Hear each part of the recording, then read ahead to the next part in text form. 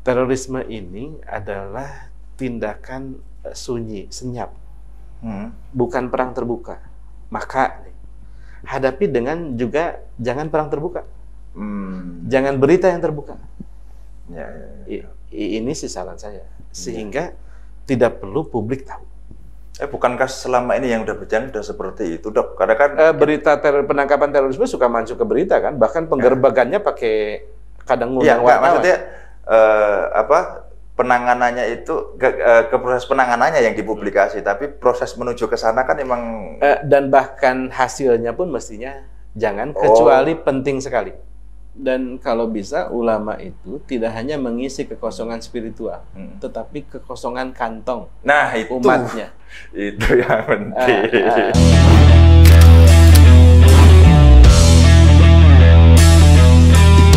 Selamat pagi, siang, sore, senja, malam, dini hari, atau kapan saja teman-teman sekalian mendapat hidayah untuk mengunjungi acara ini. Kembali lagi di Provokasi Cak Pram, obrolan ringan yang membahas mulai dari harga kemangi sampai politik luar negeri. Tapi dari semua jenis atau tema obrolan yang kita angkat, tujuannya cuma satu, memprovokasi kita semua agar marah kepada kebuntuan berpikir, marah pada kejumutan kita, marah pada kemalasan kita, sehingga kita mau membuka pikiran kita, sehingga cara berpikir dan kehidupan kita lebih baik. Nah, di episode kali ini kayaknya kita mau benar-benar memprovokasi. Memprovokasi apa? Memprovokasi diri sendiri agar waspada terhadap bahaya laten yang selama ini sebenarnya cukup mengancam, kadang tapi tidak kita sadari ada di sekeliling kita. Dan kalau tahun 2022 rencananya Presiden Jokowi mencanangkan program untuk hidup bersama pandemi, ya sebenarnya kita selama ini juga udah hidup bersama virus dalam tanda kutip yang kadang tidak kita sadari kehadirannya, tapi cukup mengancam, yaitu virus terorisme. Nah, kita harus waspada untuk itu. Bagaimana cara kita mewaspadainya? Untuk itulah di edisi kali ini Provokasi Cak Pram kedatangan tamu yang sangat luar biasa, pakarnya terorisme kalau bahasa saya ya. Nanti terserah beliaunya bersedia apa gak disebut seperti itu, tapi bahasa saya itu pakar terorisme, Dr. Roby Nur Hadi. Sehat, Dok? Alhamdulillah. Semoga sukses selalu, sehat, dan selalu dilindungi di tengah pandemi ini, Dok ya. Kayaknya tambah sehat kalau diprovokasi. Oh, ini tugas kita di sini itu, Dok.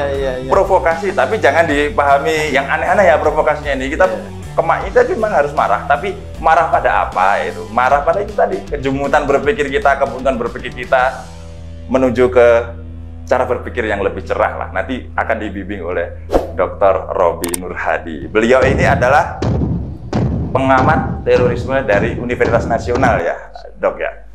Dan kebetulan, ya bukan kebetulan sih, masih sengaja sih. Jadi tema ini kita akan coba angkat tema soal kontra terorisme dari hulu. Dan beliau memang pakarnya, disertasi beliau kebetulan memang berkaitan dengan tema ini ya, Dok ya. Yeah. Oke, untuk di awal, Dok. Mungkin Dr. Roby bisa jelaskan terorisme itu sebenarnya apa sih? Dan apakah terorisme itu selalu sama dengan intoleran dan radikalisme? Apakah itu sama? Harus selalu satu paket? Apakah itu memang istilah yang berbeda? Karena memang selama ini kayaknya pemahaman publik terhadap istilah-istilah itu agak gimana gitu, agak kabur gitu. Silakan, Dok. Ya, mestinya memang berbeda. Ya.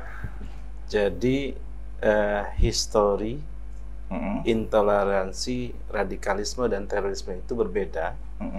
Dan juga arenanya, ya. Arenanya? Misalnya kalau disederhanakan ya, meskipun tentu ini tidak bermakna benar semuanya, ya.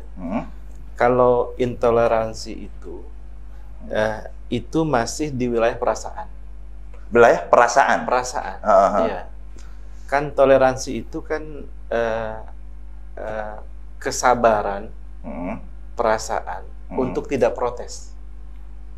Kesabaran, perasaan untuk tidak protes. Intoleransi. Iya, saat dia tahu bahwa ada hal yang dia tidak bersetuju atau tidak nyaman, tetapi boleh jadi yang melakukan itu tidak tahu juga.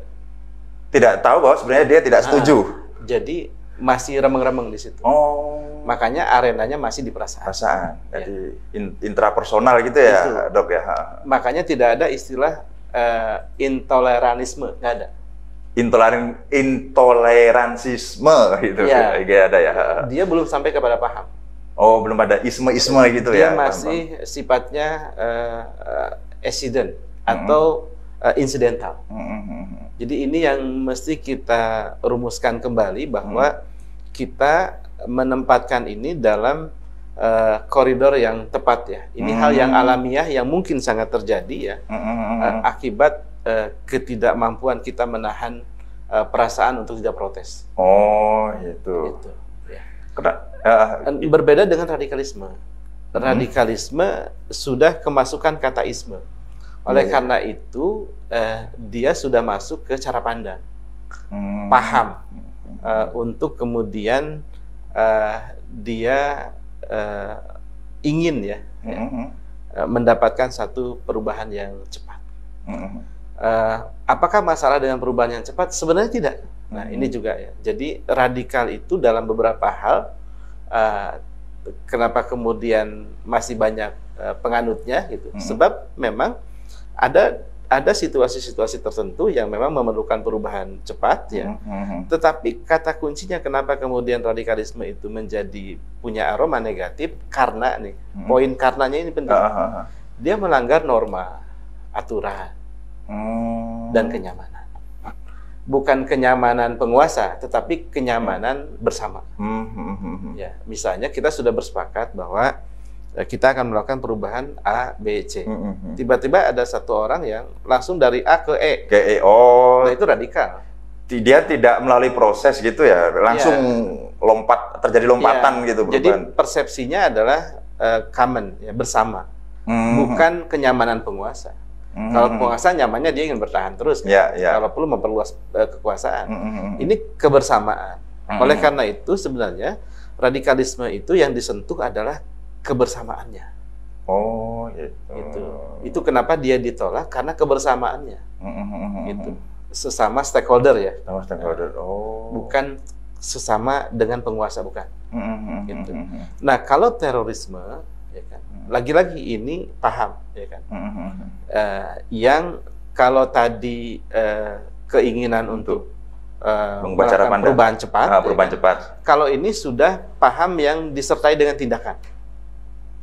Jadi kalau radikalisme itu hanya gagasan ya, belum masih ke taraf aksi. Keinginan, ya, betul. Belum masuk ke taraf aksi ya berarti. Ya, makanya dia bisa diindikasikan dari pemikirannya. Maka ada istilah pemikiran yang radikal kan. Jadi bisa dikatakan kalau radikalisme itu sebenarnya tahap selanjutnya dari intoleransi ketika dia udah bisa mulai mendefinisikan kebingungannya itu tadi. Lalu terorisme? Ya, terorisme ini itu pemahaman yang sudah diikuti dengan tindakan yang targetnya adalah memunculkan teror atau menciptakan teror secara psikologis. Kalau perang, ya kan, dia ngebom satu hal, ya kan? Itu pertama jelas siapa yang mengebom, jelas targetnya tidak tersembunyi, dan jelas targetnya adalah kombatan. Kalau terorisme itu dicirikan dengan tidak jelas siapa yang melakukan, kecuali kemudian dia muncul klaiman berikutnya. Caranya juga sembunyi-sembunyi, ya kan? Dan targetnya bisa kombatan, bisa juga sipil. Maka kenapa kemudian terorisme ini jauh lebih dahsyat dibanding perang? Gitu ya. Lebih berbahaya dibanding perang. Karena semua bisa disasar. Semua bisa disasar. Ibaratnya petinju. Dia mukul, bukan hanya petinjunya, wasitnya dia juga dipukul, penontonnya dia pukul. Kan kacau. Iya. Itu.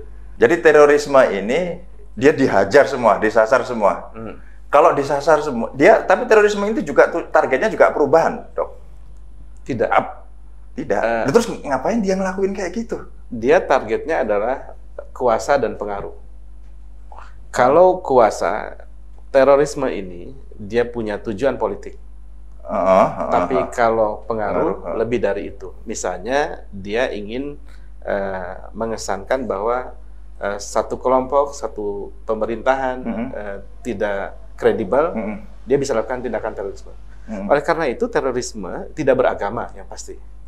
Dan dia bisa. Benar, ini perlu dicatat benar ini dong. Terorisme tidak beragama itu sudah pasti ya. Sudah pasti. Jadi jangan kemudian kita membenarkan terorisme yang dianggap punya kaitan dengan agama. Itu salah besar. Salah besar. Ya. Karena terorisme itu bisa dilakukan juga oleh kelompok politik. Ya, dan banyak ya. Oposan gitu. Atau Red Army di Jepang dulu waktu di beraksi di Malaysia, atau kelompok di Suriah, Lebanon, ya kan, bahkan di Mesir dan lain sebagainya. Karena dia bisa mengambil kuasa dan pengaruh itu. Artinya cara-cara teror dilakukan untuk dia mendapatkan kekuasaan. Bisa mungkin kekuasaan. Kekuasaan apa? Kekuasaan resmi di negara atau cuman kekuasaan untuk mempengaruhi? Gitu kuasa dan pengaruh adalah hal yang berbeda. Kalau dia hanya untuk mempengaruhi, membangun satu image pada posisi tertentu, ya kan, itu namanya pengaruh. Tapi kalau kuasa dia sudah efektif dalam satu struktur negara dan lain sebagainya. Jadi apa ya, coup d'etat gitu, bisa menjadi bisa. Cara ya, salah satu jalan untuk kemudian melakukan coup atau kudeta ya gitu. Iya. Terorisme tidak beragama. Lalu gimana ini ceritanya kok sampai identik terutama di Indonesia ya, Dok ya? Dari negara-negara Timur Tengah. Nah, inilah yang saya berharap tentu ya. Kita tidak boleh menilai selagi kita menjadi satu kelompok ikan di dalam satu baskom. Maksudnya itu gimana? Misalnya, orang akan menganggap bahwa teroris itu adalah identik dengan satu agama, padahal agama itu mayoritas di satu tempat. Ya. Oh iya. Kalau saya logikakan dalam bahasa lain, ikan mas itu dia tidak bisa menilai ikan mas yang di kolam itu mayoritas ikan mas gitu. Saat terjadi oknum ikan mas yang jadi teroris. Oh iya. Karena hal yang sama bisa terjadi di kolam ikan mujair. Oh, ya kan? gitu. Para pelakunya ikan mujair, ya kan? Di situ mayoritas semua ikan mujair, di kolam ikan mujair. Ya kan? Nah, ini hal yang sangat bisa kita bandingkan misalnya di Amerika Latin itu mayoritas Kristen, sehingga mafia ya kan atau teroris itu juga rata-rata Kristen, ya kan? Berbeda dengan di Asia Tenggara. Pelakunya, maksudnya pelaku terorismenya beragama Kristen gitu ya. Karena kan terorisme sendiri kan tidak beragama. Tidak beragama. Lalu bagaimana kemudian para pelaku teror itu membawa nilai-nilai agama dalam pergerakannya? Sederhana saja, bacaan hariannya itu sama dengan bacaan para teroris yang non-Muslim, yang bacaannya juga nggak mungkin Al-Quran kan? Iya. Jadi ini soal cara kita memandang, soal cara kita menilai dengan objektif. Di India terorisnya siapa? Kebanyakan Hindu kan? Hindu. Karena memang mayoritas Hindu di sana. Jadi kita tidak bisa membenarkan satu hal sebelum kita melakukan satu perbandingan yang objektif terhadap komunitas teroris itu. Jadi memang terkesan diidentikan dengan agama tertentu itu karena memang kolamnya itu kebetulan. Kolamnya itu. Agama itu ya. Jadi memang ini yang perlu ditekankan ya dari yang mungkin sudah disampaikan berkali-kali oleh beberapa ahli atau pakaran bahwa terorisme itu tidak beragama, dan inilah penjelasan dari Dr. Robby ini tadi kenapa akhirnya dia terkesan identik dengan agama karena urusan kolam itu aja ya. Betul. Jadi identikan dengan itu. Jadi sebenarnya sebagai pemeluk agama tidak perlu khawatir karena semua agama itu melarang terorisme. Orang yang kemudian membawa-bawa agama dalam melakukan bentuk teror, sesungguhnya itu seperti sebuah klaim saja yang sama sekali tidak berdasar. Nah ya, itu klaim tidak berdasar. Kalau menurut penelitian mungkin atau kajian dari Dr. Robby ya, kenapa sih mereka membawa agama? Ada beberapa, kan kita nggak bisa mengingkari fakta ini, ada beberapa golongan tertentu yang memang sengaja membawa panji-panji agama untuk melakukan aksi teror mereka. Itu kenapa itu? Ya, pertama, agama adalah hal yang mudah ya untuk dia memapari orang. Kalau kemudian para pelaku teror itu dia melakukan aksi terornya sendirian, sebenarnya dia tidak perlu agama untuk dijadikan alat mempengaruhi yang lain. Itu. Dan kenapa kemudian agama? Karena wajar saja agama ini mempengaruhi mindset, mempengaruhi keyakinan orang untuk berbuat sesuatu, bahkan secara gratis. Ya kan? Kalau dia direkrut untuk bekerja, kan dia harus bayar. Ya kan? Tapi kalau dengan agama dia tidak perlu bayar, bahkan akan memunculkan ketaatan-ketaatan yang gratisan, ya kan? Ketaatan yang kemudian membuat seseorang bisa seperti berkacamata kuda, ya kan? Atau taklid buta dan lain sebagainya. Itu kenapa agama seringkali dijadikan oleh kelompok teroris untuk dia mengelabui yang lain. Disinilah pentingnya beragama dengan benar. Disinilah pentingnya kita memahami ya, agama ya secara menyeluruh. Kalau dalam istilah Islam, perlu Islam itu dipahami secara kafah. Ya, tidak bisa di satu sisi. Gitu. Tapi ya pada kenyataannya emang sepertinya pengajaran agama bahkan di tingkat pendidikan paling dasar sekalipun, Pak Dokter, itu fenomena yang terjadi sekarang itu agak miris lah. Ini memang beberapa teman, ada putranya masih kelas 2, kelas 3 SD, dia sudah akrab sekali dengan terma-terma seperti kafir, halal darahnya, dan lain sebagainya. Gimana kalau gitu itu solusinya, Dok? Ya, ini juga bagian dari keprihatinan saya ya. Yang tentu ingin mengajak ya, para pihak agar memahami kenapa sesuatu itu terjadi begitu, sementara di tempat lain tidak. Ya. Waktu saya membandingkan misalnya antara Indonesia dengan Malaysia, bagaimana implementasi Islam di satu negara, ya, dalam negara, oleh negara, itu mempengaruhi tindakan apa yang dilakukan oleh masyarakatnya. Kenapa? Karena ini berkaitan dengan tafsir. Ya. Saya ambil contoh di Malaysia itu, tafsir agama dilakukan oleh kelembagaan seperti mufti lah ya. Gitu. Artinya ada pengaruh agama, pengaruh negara untuk memberi tafsir terhadap agama. Dan apa yang menjadi keputusan agama atau mufti itu dieksekusi oleh negara dalam hukum positifnya. Sehingga tafsir tentang agama bersifat homogen, monolitik, ya kan? Gitu. Nah, Indonesia ini bukan negara agama, tapi negara Pancasila yang salah satu silanya, sila pertama, itu menegaskan bahwa negara ini menerima agama, atau bahasanya negara yang religius ya. Tetapi ingat, ini bukan negara satu agama, yang kemudian negara punya kewenangan untuk melakukan tafsir terhadap satu agama.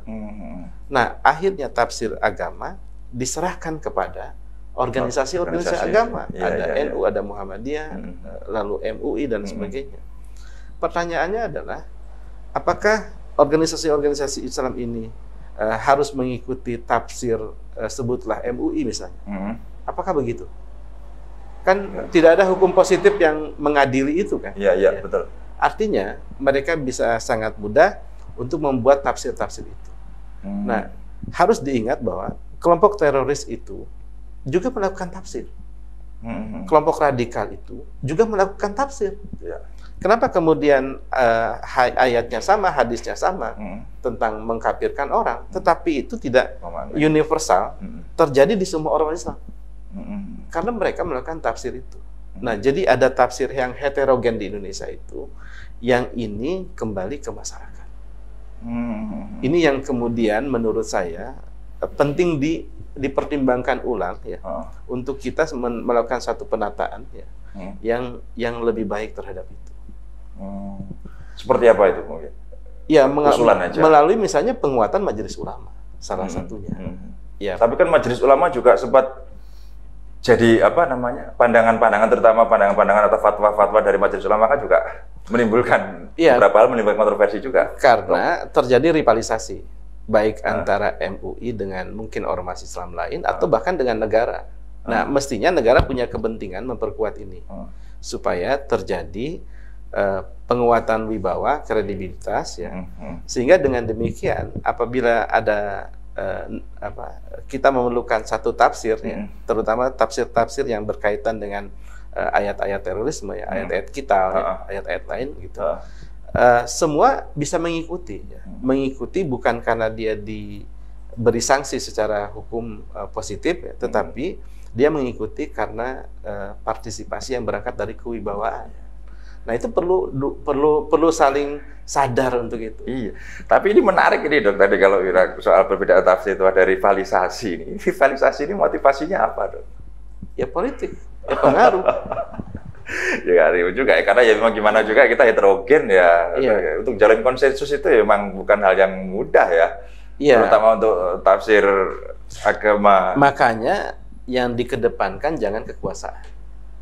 Jangan yang penting saya berkuasa, jangan begitu. Yang dikedepankan adalah bagaimana Indonesia ini terjaga.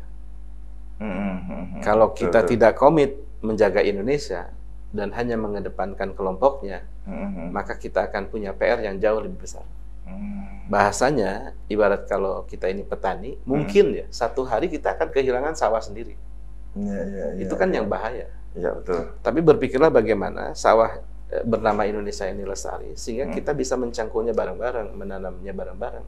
Kita bisa memberi warisan yang baik kepada anak cucu kita ke depan. Nah, untuk mencapai tujuan ideal seperti itu kan tentunya perlu metodologi ya, Dok ya. Ada semacam gambaran atau saran usulan nggak gimana itu? Enak aja ya, apa mungkin bisa jadikan bahan diskusi nanti buat diskusi, barangkali kita ditonton sama beliau-beliau yang punya kekuasaan atau punya wewenang itu. Ya, tanpa berlebihan saya memang memberi perhatian khusus terhadap Pancasila sebagai konsensus ya. Saya tentu menghormati rekan-rekan yang melihat Pancasila dalam konteks yang ABCD. Karena mungkin dipengaruhi oleh pandangan yang melihat Pancasila ini sebagai satu keyakinan. Saya ingin sampaikan kepada semua sahabat bahwa Pancasila ini bukan keyakinan. Dia tidak mengganti agama. Dia tidak menjadi satu kepercayaan, bukan. Tetapi Pancasila ini adalah satu konsensus ya, yang bisa jadi pegangan semua pihak. Itu kata kuncinya. Kan kalau kita terbawa banyak arus kepentingan dan semua akan merasa benar di sisinya, maka yang terjadi adalah ketidakbenaran. Yang terjadi adalah konflik. Maka kita perlu istilahnya saya melihatnya Pancasila ini sebagai pohon konsensus. Saya tidak beragamakan Pancasila, tidak. Tidak, karena memang sudah ditegaskan para ulama juga menegaskan bahwa Pancasila bukan agama, jelas. Bukan agama.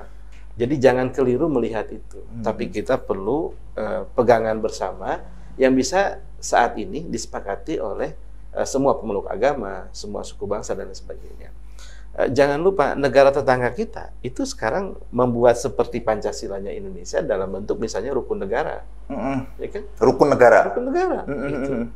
Artinya mereka juga perlu satu poin-poin falsafah yang dirumuskan dari negaranya dan itu bisa jadi pegangan semua. Seperti Piagam Madinah ya. Ya, itu yang kemudian menjadi histori kita ya. Gitu. Muslim lebih mudah punya sandaran historisnya, Piagam Madinah, dan itu kan satu bentuk kelogoan yang luar biasa yang diajarkan oleh Rasulullah ya, untuk kita mencontohnya. Dan pada saat itu menjadi bagian dari sejarah, lalu kita mengimplementasikannya, itu kan menjadi satu dalam tanda kutip lah ya, kontribusi yang real dari Islam kepada dunia, bukan hanya di Indonesia atau di Arab, kan? Gitu. Nah ini mestinya menjadi istilahnya metodologi untuk membangun Indonesia ke depan yang lebih baik. Karena konsensus ya, ini kan seperti Piagam Madinah itu kan Rasulullah kalau nggak salah di Purwokerto kan beliau nggak pernah memaksakan ya. Kamu harus langsung masuk Islam. Saya kan tidak begitu kan, karena ada Yahudi, ada Nasrani kan, mereka hidup dalam satu berlandaskan konsensus ini ya, bukan beragamakan konsensus ini. Jadi bisa dikatakan mungkin mirip-mirip itu ya Pancasila ini ya, kalau bisa menempatkan Pancasila seperti Piagam Madinah ini sebagai konsensus ya, bukan sebagai agama ya.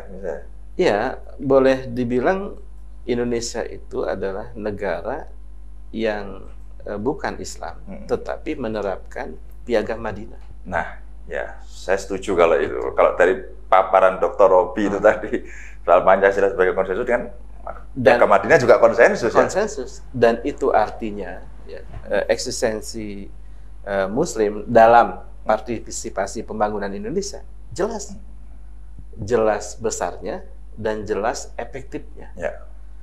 Kita itu bukan Muslim yang memaksakan kehendak untuk Indonesia itu begini dan bukan kita tidak mau, ya kan? Tapi kita mengedepankan kerukunan, perdamaian, karena itulah sebagai bagian dasar kita untuk berkehidupan di negara ini. Jadi jelas itu sebagaimana yang dicontohkan oleh Nabi waktu di Madinah ya dengan piagamnya ini ya. Tapi kan memang ini juga jadi pertanyaan dulu ya. Apa namanya?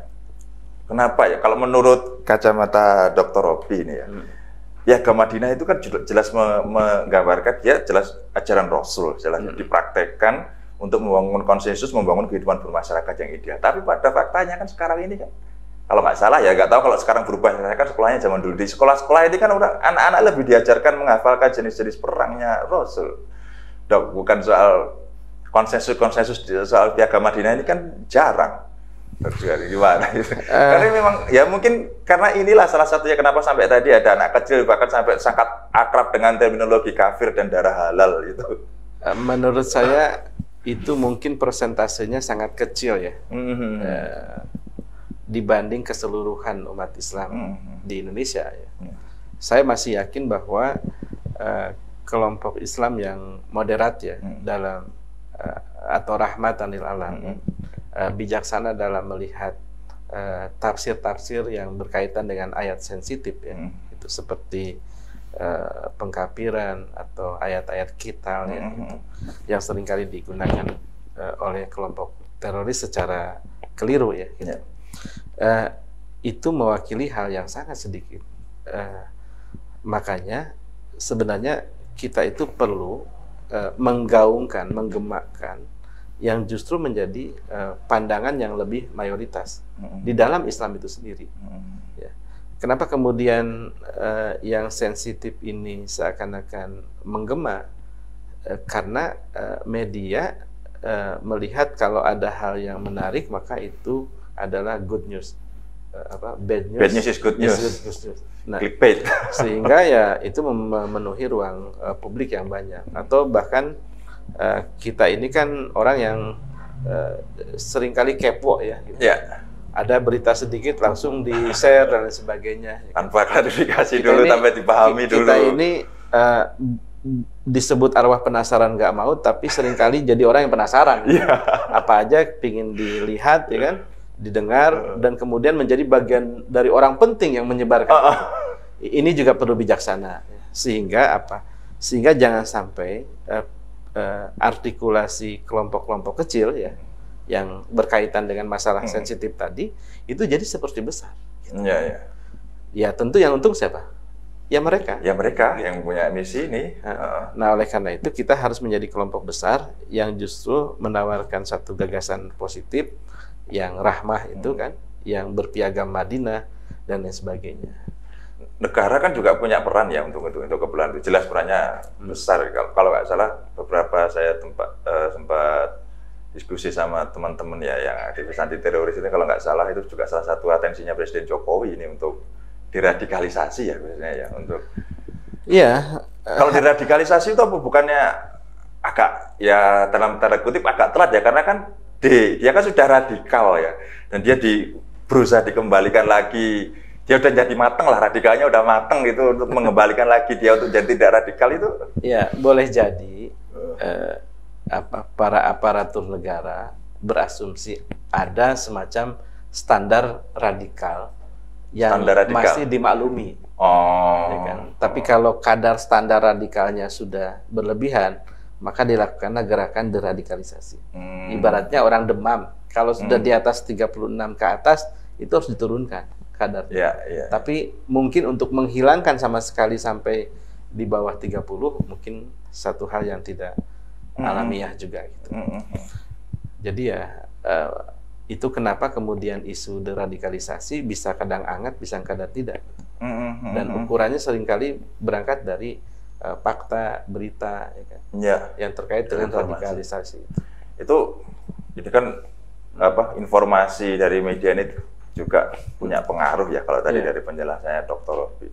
Apa perlu ini pemerintah melalui Menteri Kominfo ini membatasi kanal informasi? Nanti kan dilematis ya. Jadi ya Dok ya, karena kan kita sudah menggaungkan kebebasan berpendapat, semua orang bebas bermedia, bahkan media sosial akun bebas, gak karu-karuan gitu kan ngomongnya. Itu perlu nggak untuk dalam konteks ini loh, untuk hal-hal untuk mengantisipasi penyebar luasan paham-paham yang bikin orang salah jalan ini nanti. Ibarat minum obat ya. Kita kan perlu memilih mana obat yang kalau kita minum sekarang itu punya dampak jangka panjang yang lebih baik, atau obat yang dosisnya tinggi tapi membuat mungkin lama hidup kita lebih singkat. Pilih mana? Maka yang baik yang pertama kan, mungkin dosisnya tidak tinggi, tetapi efek sampingnya rendah dan durasi hidupnya semakin lama. Nah, lalu apa yang mau kita capai? Ya tentu keyword saat ini itu berkaitan dengan bagaimana kita sama-sama menjaga demokrasi misalnya ya, gitu. Bukan mempertahankan oligarki atau sikap tiran, otoriter dan sebagainya, karena itu seperti minum obat dengan dosis tinggi. Mungkin sekarang efektif, sembuh sih, tapi kalau dengan tangan besi gitu ya. Tapi bisa meledak kan? Iya, betul. Nah, itulah yang menjadi saran saya, pemerintah juga mestinya melihat itu. Nah, tetapi siapapun kita kita boleh berpendapat, kita boleh mengartikulasikan kepentingan kita, tetapi juga penting untuk kita sama-sama punya sikap untuk menjaga. Kan pilihannya kita berpartisipasi, dan itu alamiah ya. Berpartisipasi bukan hanya kita bicara, tapi juga kita menjaga. Saya boleh mengatakan A, tapi saya tidak boleh menyinggung yang lain. Begitu pula yang lain begitu. Tapi kalau kemudian semuanya bersikap semau gua, ya kan? Ya yang terjadi adalah apa? Kemungkinan munculnya tangan besi kan? Betul. Penguasaan yang lebih kuat dari negara. Jadi supaya negara tidak dipancing untuk masuk menekan, maka kitanya harus dewasa. Dan itu imbang. Maunya apa kita dengan maunya apa negara itu beririsan, berkeseimbangan. Kecuali misalnya kita sudah baik-baik juga, tapi kemudian negara tiran juga, itu ada yang salah, minum obat di negara lain. Oh iya. Jadi kalau memang pakai metode yang pertama, pengobatan pertama untuk jangka panjang ini kan kayaknya kan tantangannya lumayan berat ini Dok, karena apa? Selama ini kan kalau nggak salah itu dari beberapa berita atau informasi yang saya baca itu tren paparan radikalisme yang menjurus ke terorisme itu lebih menyasar ke anak muda. Berarti mereka kan punya jangka panjang itu, punya target jangka panjang itu. Jadi jangka panjang mereka ketika pemerintah mungkin punya metode untuk pengobatan jangka panjang ini, tapi di saat yang sama dia juga punya metode juga untuk bertahan dalam jangka yang panjang ini. Jangan lupa bahwa yang punya kepentingan mendapatkan hasil yang paling banyak itu juga bukan hanya pengusaha. Tapi juga kelompok teroris juga punya berpikir untuk mendapatkan hasil yang maksimal.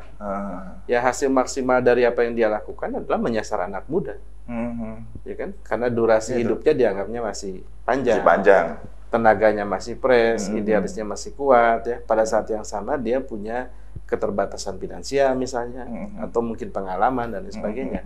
Itu kan hal yang sangat ideal. Ya.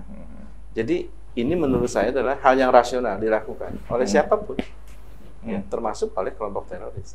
Oleh karena itu, kalau kita sekarang sedang menjadi kelompok yang ideal itu, ya, anak muda, ya, adik-adik saya, ya, maka sadarlah bahwa Anda sedang menjadi pengantin yang paling bagus untuk disasar. Maka jagalah dengan ilmu, dengan iman, ya kan? Dan dengan beramal dengan baik dan sebagainya.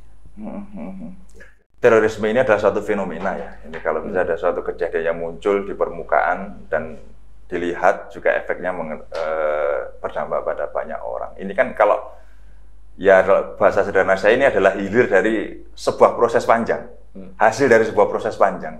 Mereka kalau kita coba lihat dari hulunya ini, hulunya terorisme itu sebenarnya di mana dan bagaimana sih? Kita mungkin masih ingat ya, pada saat tahun 1989 ya, itu 1989 itu momen-momen di mana era perang dingin berakhir, ya. Runtuhnya Soviet. Ya, dulu ada istilahnya virus glasnost, perestroika dan lain sebagainya, yang kemudian membuat perubahan dalam bahasa sederhana. Tadinya ada dua kekuatan, kemudian yang satu runtuh, maka kemudian muncul istilahnya negara adidaya yang bernama Amerika itu kan. Negara adidaya tunggal ya setelah Indonesia. Ya, dan itu berjalan hampir 10 tahun, ya kan, sendirian lah istilahnya itu, sampai tahun 2021. Ya. Kalau kita perhatikan apa yang terjadi di dunia internasional ya, saat Amerika itu menjadi negara adidaya, tentu banyak tindakan unilateral. Unilateral itu kebalikan dari multilateral. Kalau multilateral itu sama-sama dia merancang, mendiskusikan, lalu bersama-sama mengeksekusi. Nah itu pindah jadi menjadi satu pihak dan satu pihak juga yang mengeksekusi. Nah, kejadian seperti ini itu di dunia itu memunculkan kelompok-kelompok baru ya, yang berbasis kawasan.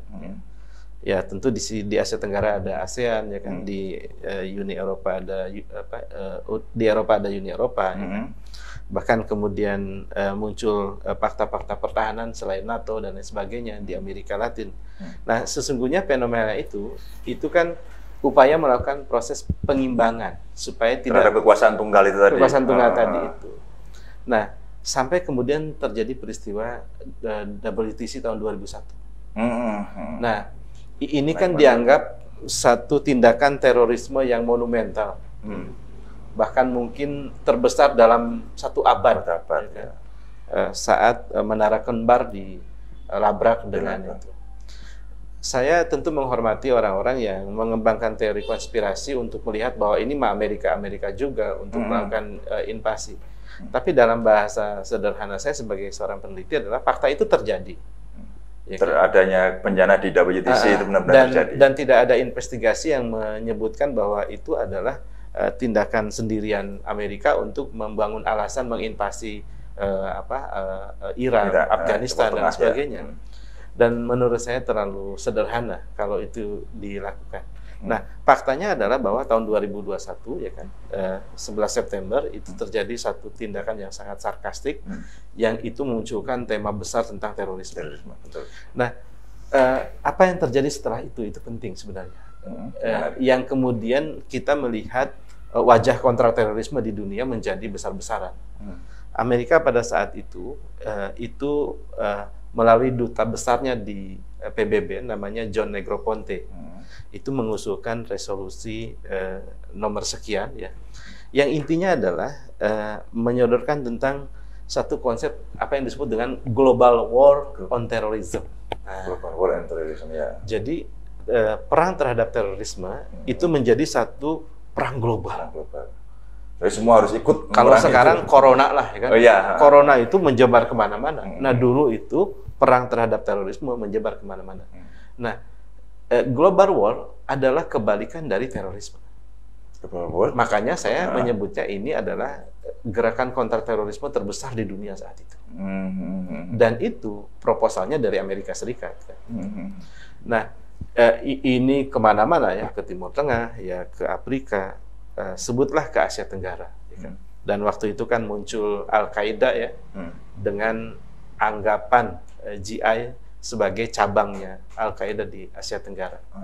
Jamaah Islamiyah. Ya, apalagi setelah itu kemudian ada peristiwa Bali tahun 2002 kan, ya, gitu, di era Megawati dan lain sebagainya.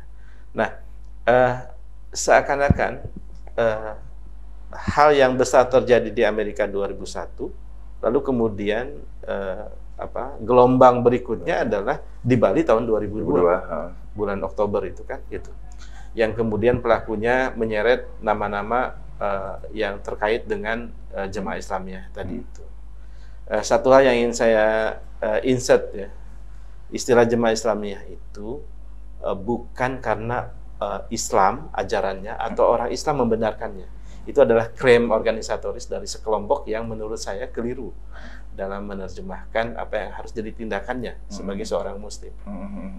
Nah, ini kemudian memancing ya kan, Amerika menerapkan apa yang disebut dengan Washington Connection Strategy. Ini juga penting sebab ini kan kebijakan hulu ya di Asia Tenggara yang kemudian nanti berpengaruh ke kita. Misal ya, Densus 88 anti teror itu kan tidak bisa dilepaskan dari misalnya ada program namanya ATA. American Technical Assistance. American Technical Assistance.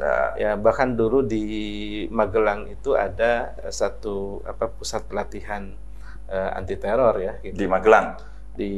Kalau nggak salah ya, sekitar itu. Gitu. Kemudian Washington Connection Strategy yang dibidani oleh Amerika itu memberikan dukungan-dukungan kebijakan kontraterorisme di hampir semua negara di Asia Tenggara. Di Malaysia misalnya ada didirikan CRCCT, Southeast Asian Research Center for Counterterrorism. Vietnam juga mendapatkan bantuan khusus, ya. Thailand juga begitu, dan beberapa negara lain, apalagi kemudian Singapura. Dan saya tentu melihat ini adalah satu tindakan yang orkestratif, menderivasi dari kebijakan global itu. Nah, ini kan yang nampak. Yang mungkin tidak nampak tetapi berpengaruh adalah bagaimana resolusi 1373 misalnya PBB itu misalnya mengharuskan semua negara untuk melaporkan tindakan penanganan terorismenya di Security atau CTC lah, satu komite di PBB yang membawahi counterterror di bawah Dewan Keamanan PBB misalnya. Nah, kita juga sama. Dalam 5 tahun itu, seingat saya tahun 2000 sampai 2005, Indonesia punya laporannya dan saya sempat punya dokumennya saat itu. Dan saat itu kisah-kisah tentang Menko Polkam punya DKPT, Des Koordinasi Pemberantasan Terorisme, lalu kemudian menjadi BNPT sekarang. Itu kan bagian dari upaya penguatan kelembagaan. Di luar penguatan kebijakan ya, dengan misalnya dilahirkan Perpu nomor 1 dan nomor 2 tahun 2022 yang kemudian jadi Undang-Undang nomor 1 dan nomor 2 tahun 2003.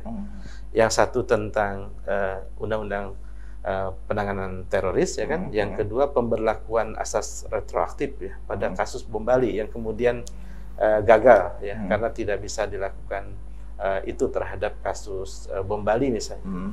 Tapi apapun itu saya melihat bahwa dari hulu ya terjadi penguatan kebijakan ya, penguatan kelembagaan ya. Tadi ada BNPT, ada Densus 8 anti teror, bahkan waktu itu Majelis Ulama juga punya komisi khusus tentang itu. Lalu ada FKPT kan di provinsi-provinsi itu, Forum Koordinasi Pemberantasan Terorisme dan lain sebagainya. Dan hal lainnya tentu ya yang berkaitan dengan masyarakat adalah misalnya dalam tanda kutip ya pelurusan kurikulum pondok ya. Dan itu tidak hanya terjadi di Indonesia ya. Tapi tidak juga, terjadi di Indonesia? Iya, di Malaysia juga terjadi, di selatan Thailand juga terjadi. Itu artinya cuma kan kita tidak mendengar berita dari sana. Ya. Nah, saya melakukan kajian itu dan saya terjadi juga di sana ya, infiltrasi sampai ke tingkat pondok-pondok itu ya. Terjadi. Ya. Itu artinya kebijakan-kebijakan. Tapi tentu saja ya, bagaimana respon pemerintah terhadap itu tadi resolusi 1373 PBB itu. Tetapi poinnya adalah tentu kebijakan hulu kontraterorisme itu secara orkestratif itu terjadi di tahun-tahun itu. Dan awal 2000-an itu ya. 2000 sampai kurang lebih tahun 2005 itu. 2005 itu ya.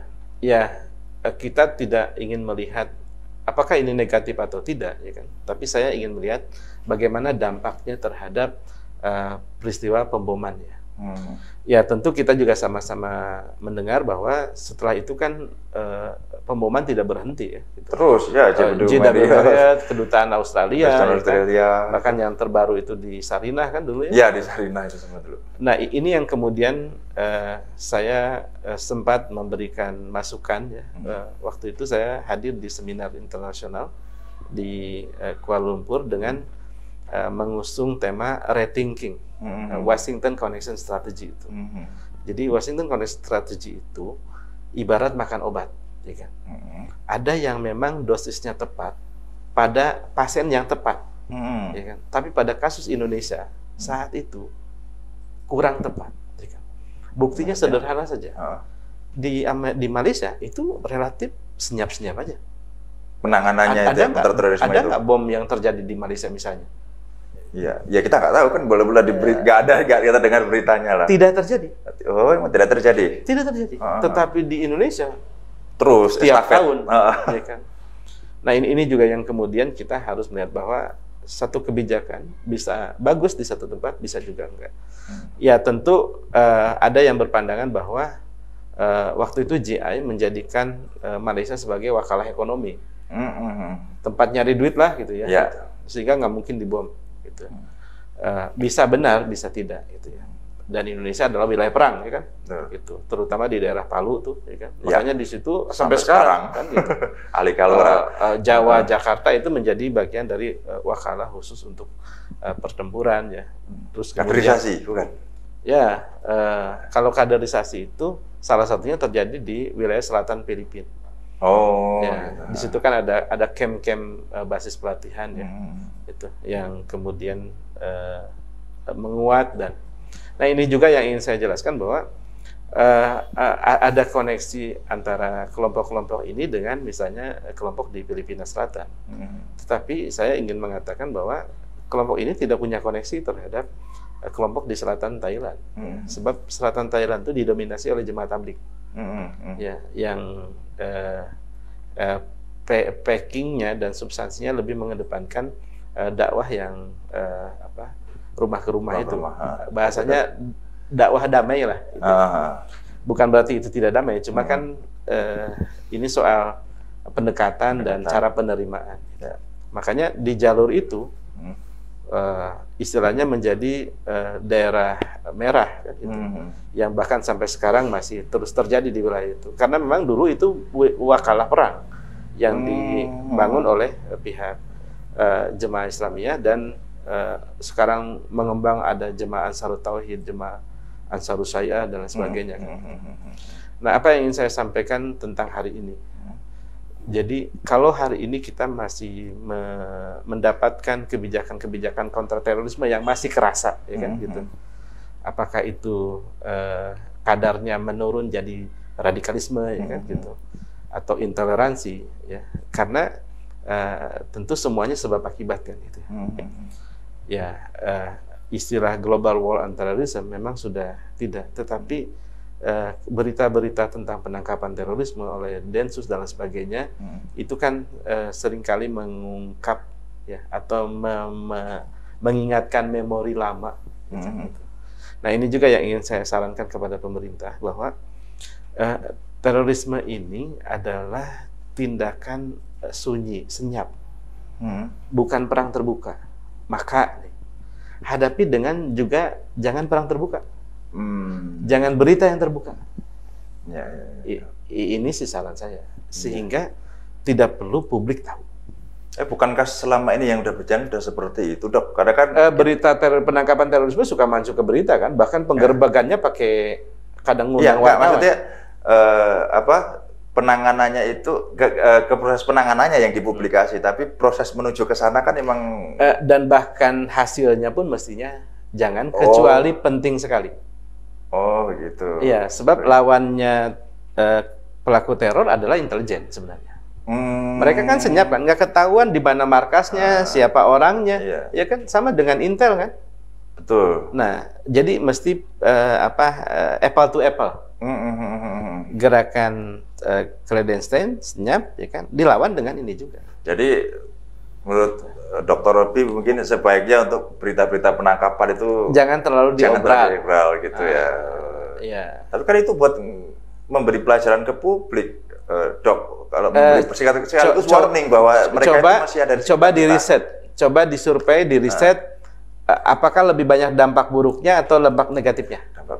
Dampak buruknya. Iya, orang jadi lebih berprasangka ya. Saya kan pemerhati masalah itu. Iya. Islamnya kena, ya kan. Mungkin teman-temannya yang sono terbangkitkan kembali, bahkan kelompok yang terkoneksi dalam gerakan teroris di dunia, misalnya di Timur Tengah atau di mana-mana, akhirnya terkoneksi, terberitakan.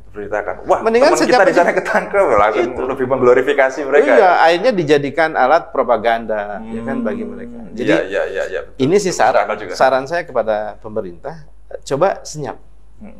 Jadi, kerja intelijen itu kan, kalau dia berhasil, nggak ada yang dapat nama kan, benar nggak? Ya, tapi gini Dok, kalau soal senyap gitu ya, ini kan kita hidup di masyarakat yang seperti dokter kata-kata tadi yang serba kepo itu tadi kan itu. Nah ini nanti kalau senyap, nggak ada tangkapan terorisme. Yang penting kan tidak ada pemboman. Ya betul.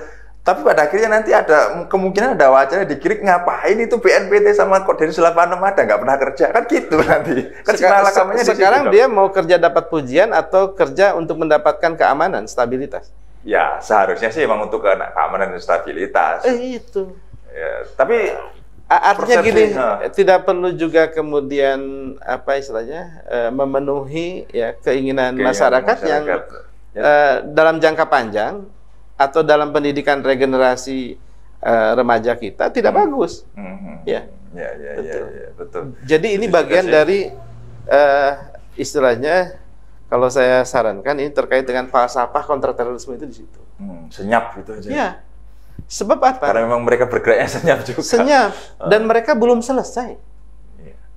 Belum selesai. Tidak karena satu ditangkap kemudian selesai urusan kan enggak. Bukan dengan Ali Kalora berhasil ditembak mati selesai urusan, bukan gitu ya. Pada saat mereka ditangkap, diberitakan dan lain sebagainya, lalu berita itu sampai kepada generasi berikutnya, yang ada adalah dia hilang 1 tumbuh 1000. Itu kan jadi kontraproduktif dalam penanganan terorisme. Jadi penanganannya nggak perlu, glorifikasi penanganan itu sangat tidak perlu ya. Kan dia punya bos, ya kan. Katakanlah kepala BNPT, bosnya presiden. Lapor aja ke presiden. Toh yang menentukan prestasinya kan adalah istilahnya pemerintah ya. Dan pemerintah, masyarakat juga kepada pemerintah kan sederhana. Sejauh tidak ada ancaman keamanan, ya kan? Bom dan lain sebagainya, masyarakat tidak berisik juga ya. Biar kalaupun berisik itu ngapain, berarti Densus sama BNPT kan? Ya, undang aja dialog nih, ya kan, hasilnya dan dalam forum yang terbatas, tokoh agama, tokoh masyarakat. Jadi tinggal dia cerita, tapi tidak perlu ada dalam berita, misalnya. Betul. Itu. Setuju juga sih. Karena memang ini yang provokasi ini pada pemerintah. Jadi cobalah penanganan terorisme itu jangan rame-rame. Jangan dramatisasi, glorifikasi, jangan. Istilahnya kalau perlu nggak pakai toa kan gitu. Itu. Senyap dilawan senyap gitu. Ya. Karena memang selain senyap perlu senyap, karena memang masalahnya yang dihadapi terkait terorisme seperti yang dijelaskan Dr. Robi tadi memang kompleks ya. Memang tidak perlu rame. Kalau terlalu rame nanti tambah kompleks lagi, tambah ribet lagi. Biar kita fokus membangun. Kita berdebat dalam strategi pembangunan. Istilahnya seperti kita sedang membangun rumah, mungkin di sekeliling kita itu ada pemboman. Telinga kita tidak mendengar. Karena kita lagi asik membangun rumah nih, ya kan? Kan itu cakep kan? Iya.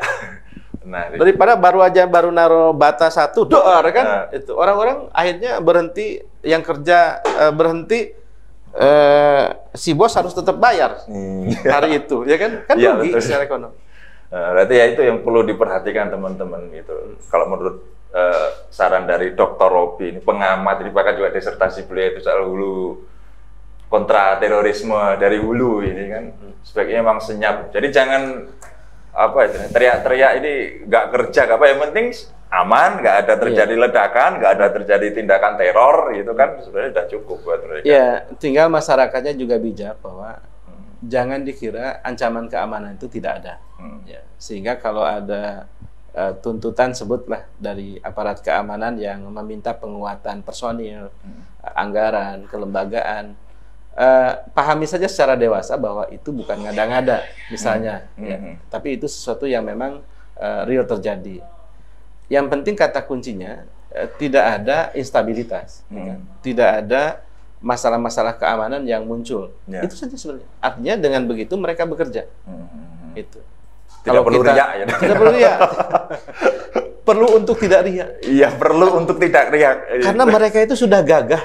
Ya kan? Ada pangkat, ya kan, ada jenderal dan sebagainya, sudah gagah, tidak perlu lagi harus ya kan, mempertontonkan diri. Ada nggak sih korelasinya terorisme dengan ekonomi? Oh jelas. Senjangan ekonomi, karena kan kalau ya kita pakai analogi zaman Julio Caesar, dia kan punya semacam kredo ya, kalau ingin kekuasaanmu langgeng, berilah rakyatmu roti dan sirkus, gitu kan. Apa mungkin rotinya ini nggak rata atau apa? Gimana? Ada nggak? Ya, ekonomi di situ bisa bermakna dua. Ya. Pertama ekonomi dirinya, ya kan? Yang kedua ekonomi masyarakatnya atau negaranya. Saat saya mengkaji misalnya bukunya Imam Samudra misalnya, ya kan, yang Aku Melawan Teroris itu kan jelas bagaimana gambaran yang bersangkutan terhadap fenomena di Palestina, fenomena dunia yang dianggap melakukan kezaliman, ya. Lalu orang-orang yang kemudian mengalami keterbatasan ekonomi dan lain sebagainya, itu kemudian menjadi satu hal yang secara dramatis dia jadikan sandaran untuk dia melakukan sebuah keadilan, ya kan? Hanya masalahnya adalah pihak yang menerima tindakannya justru merasa tidak mendapatkan keadilan dari pengebomannya atau apa. Ini ya. Yang kedua juga beberapa kasus misalnya ya, kalau kita lihat misalnya yang dulu bawa pistol di Mabes Polri itu kan, ada itu kan itu. Wasiatnya juga ada irisan ekonominya kan, gitu. Artinya sangat mungkin ya, isu-isu ekonomi itu melandasi atau menjadi faktor yang ikut berkontribusi terhadap orang-orang yang mau melakukan tindakan teror. Harapan udah nggak ada, ya kan?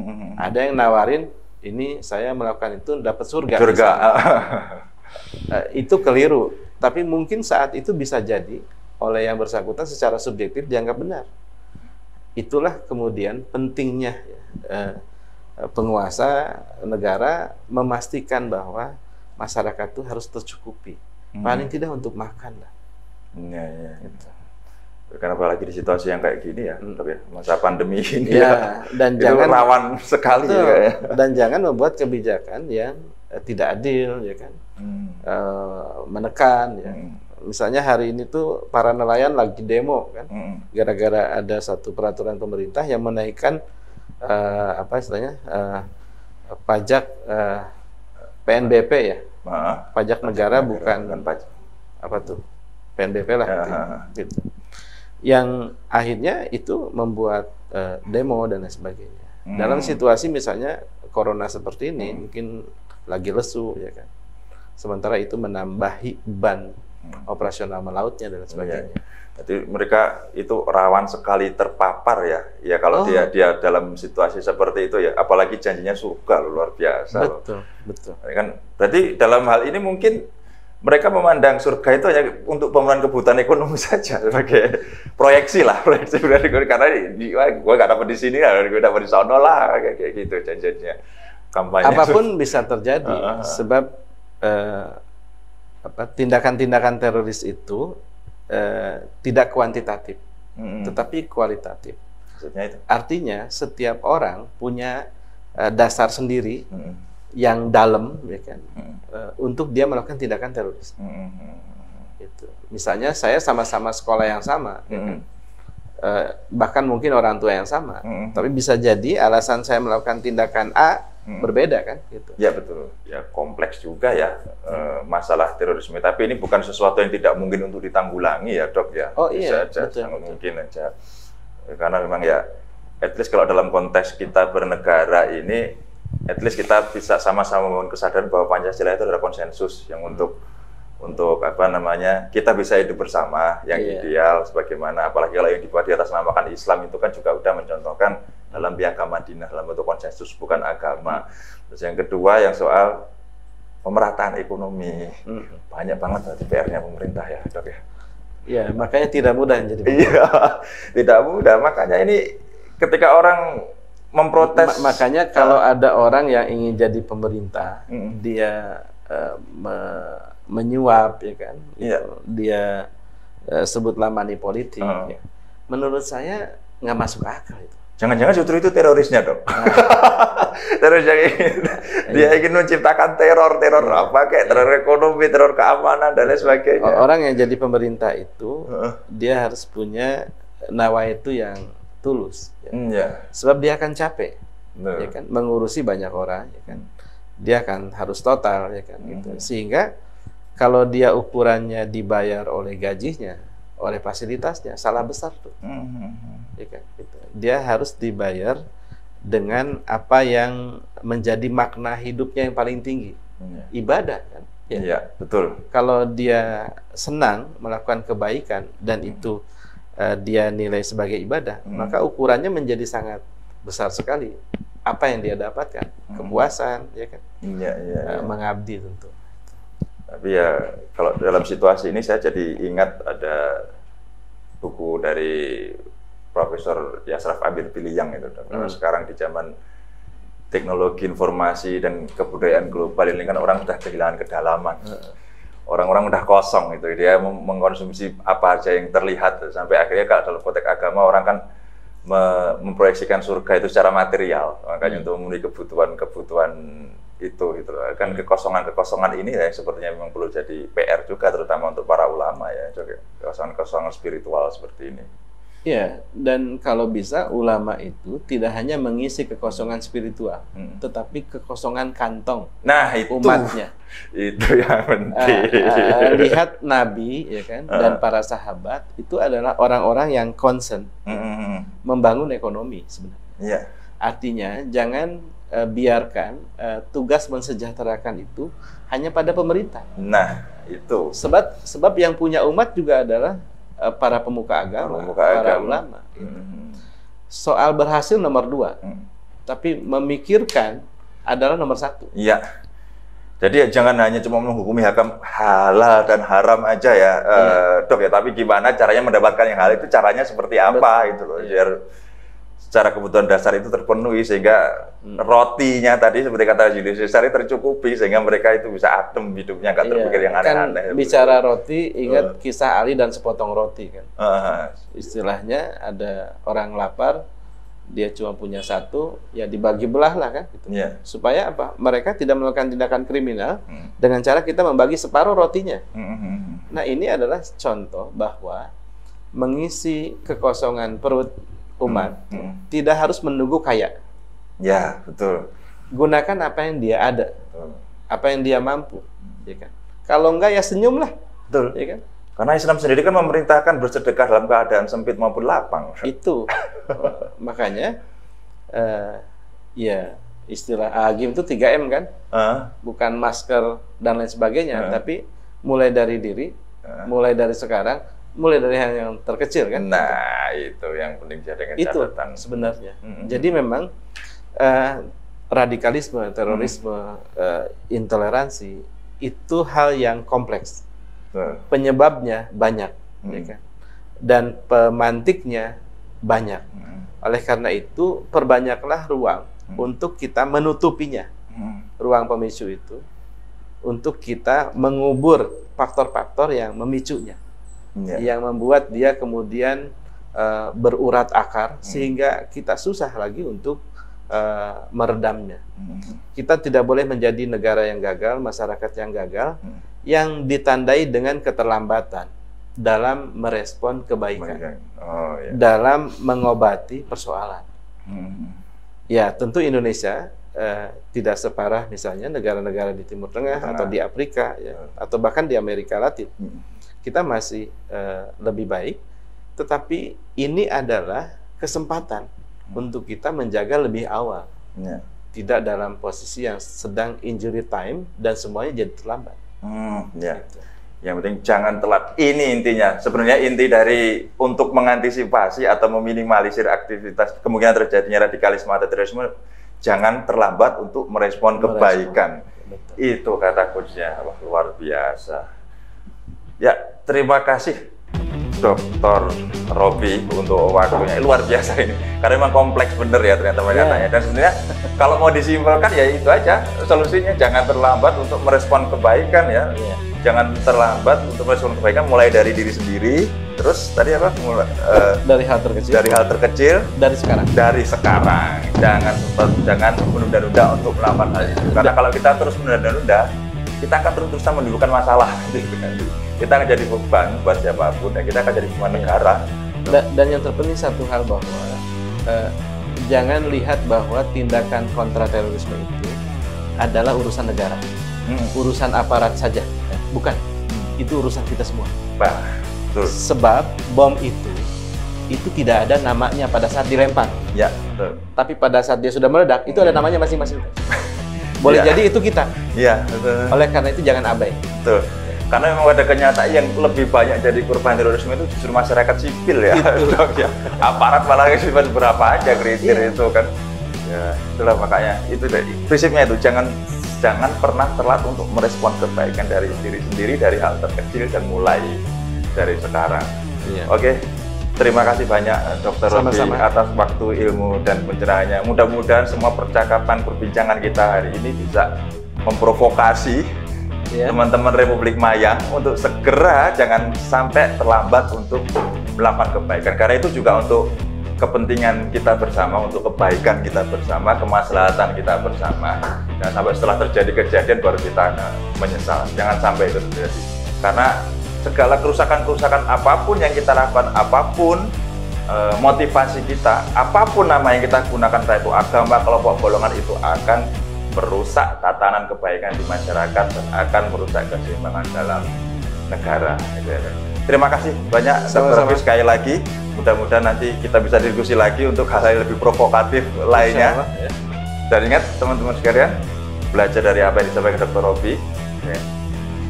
Lakukan yang terbaik, lakukan secepatnya, jangan telat merespon kebaikan. Karena ingat, jangan sampai kita lahir di dunia ini hanya untuk menjadi beban negara. Terima kasih, sampai jumpa di provokasi selanjutnya.